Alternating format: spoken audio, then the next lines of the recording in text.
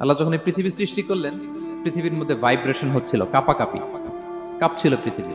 আল্লাহ পৃথিবীর কাঁপাকাঁপি বন্ধ করার জন্য এই পেরেকের মতো পাহাড়গুলোকে পৃথিবীতে ঠুকে দিলেন, কাঁপাকাঁপি বন্ধ হয়ে গেল। এই দৃশ্য দেখে ফেরেশতারা বলে, ইয়া রাব হালমিন খালকিকা আসাদ্দ আলাল জিবাল। আল্লাহ, পাহাড়ের এত শক্তি, পৃথিবী কাঁপতেছিল, পাহাড় আপনি ঠুকে দিলেন, পৃথিবীর কাঁপাকাঁপি বন্ধ হয়ে গেল। আপনার সৃষ্টির মধ্যে পাহাড়ের চেয়ে শক্তিশালী কিছু আছে? আল্লাহ বললেন আছে। সেটা কি? আল হাদিদ। আল্লাহ বললেন সেটা লোহা, কারণ লোহা দিয়ে পাহাড় কাটা যায়, ঠিক কিনা? লোহার কথা শুনে ফেরেশতারা অবাক, লোহা পাহাড়ের চেয়ে শক্তিশালী? ফেরেশতারা প্রশ্ন করলো, ইয়া রাব্বি হাল মিন খালকিকা আশাদ্দু মিনাল হাদিদ। তাহলে আপনার সৃষ্টির মধ্যে লোহার চেয়ে শক্তিশালী কিছু আছে? আল্লাহ বললেন আছে। কি সেটা? আন্নার, আগুন। কারণ আগুন লোহাকে কি করে? গলিয়ে ফেলে। ফেরেশতারা শুধু অবাকই হচ্ছে।